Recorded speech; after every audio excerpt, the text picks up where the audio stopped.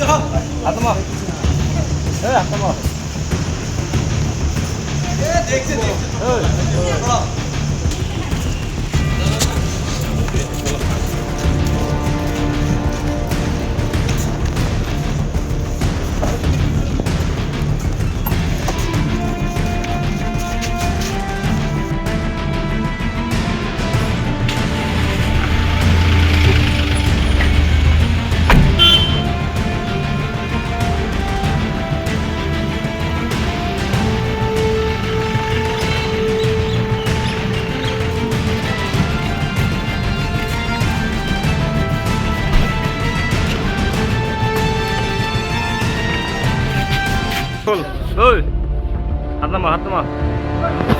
hạt nama.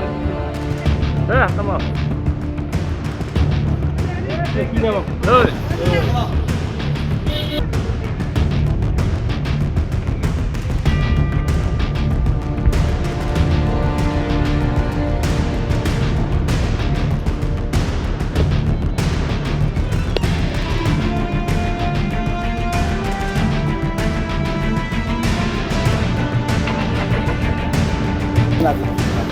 হয়, যিটো সময়ত ভাৰতৰ প্ৰধানমন্ত্ৰী সন্মানীয় নৰেন্দ্ৰ মোদী ডাঙৰীয়াই কৈ আছে যে বেটি পঢ়াও বেটি বচাও, তেনে ক্ষেত্ৰত এটা বিশেষ সম্প্ৰদায়ৰ যুৱকে বা পুৰুষসকলে যেনেদৰে হিন্দু জনগোষ্ঠীক টাৰ্গেট কৰি লৈ ছোৱালীবোৰক ফুচুৰাই লৈ বা কিবা সিহঁতৰ ফটোবিলাক AI কেমেৰাৰে মানে তৈয়াৰ কৰি যেনেদৰে ধমকি দি আহিছে, সেয়া কিন্তু একচুৱেলি হিন্দু সমাজৰ বাবে বা যিকোনো সমাজৰ বাবে এক অশুভ লক্ষণ।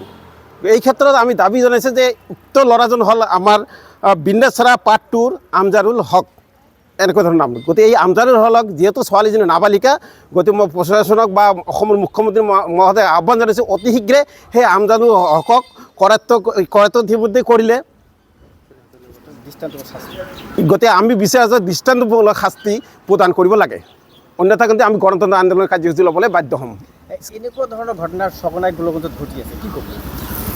সকলোৱে গোলগঞ্জ বা ইয়াত দাঁতিকাছি অঞ্চলত প্ৰায় দেখা হৈছে যে নাবালিকাক যিদৰে টাৰ্গেট কৰি লোৱা হৈছে, সেয়া কিন্তু একচুৱেলি আমাৰ মানে ছোৱালী বা মহিলাসকলৰ সমাজৰ বাবে এক অশুভ লক্ষণ বা অপ্ৰীকৃত ঘটনা।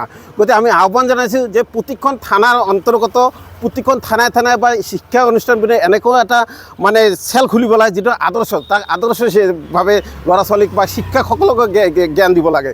গতিকে আমি আহ্বান জনাইছোঁ অতি শীঘ্ৰে এই মানে কেছৰ যিজন আসামী আছে, আসামীজনক উচিত শাস্তি প্ৰদান কৰিব লাগে। কি ক'ব? হয়, আমি মানে প্ৰত্যক্ষ কৰিছোঁ যে বিন্দাছৰা পাৰ্ট 2 দ্বিতীয় খণ্ডৰ আমজাৰুল হক নামৰ এজন ব্যক্তিয়ে ফেচবুক আৰু ইনষ্টাগ্ৰাম যোগে এজন আমাৰ হিন্দু সম্প্ৰদায়ৰ মহিলাক আমাৰ ছোৱালীক প্ৰেমৰ প্ৰস্তাৱ দিয়ে আৰু প্ৰেমৰ প্ৰস্তাৱ যদি নাকচ কৰে এআইৰ মাধ্যমে বিভিন্ন অশ্লীল ভিডিঅ' প্ৰেৰণ কৰি তাক বিভিন্ন ধৰণৰ মানে দাবী ধমকি বা ভাবুকি দিয়ে। তো এই পৰিপ্ৰেক্ষিতত ভুক্তভোগী মহিলাই আৰু তেওঁৰ পৰিবাৰে থানাত অভিযোগ দাখিল কৰে। সেই ব্যক্তিত আজি আসামীক কৰায়ত্ব কৰি জেল হাজতলৈ প্ৰেৰণ কৰে। আমি এটা ভাষাৰে জিলা প্ৰশাসনক আৰু মুখ্যমন্ত্ৰী মহোদয়ক দাবী জনাম যাতে এনেবোৰ অসামাজিক কাৰ্যবোৰত যাতে তীব্ৰ মানে লক্ষ্য ৰাখি যাতে এই দুষ্কৃতিকাৰীসকলক যাতে কঠোৰ শাস্তি প্ৰদান কৰে, এয়াই আমাৰ দাবী।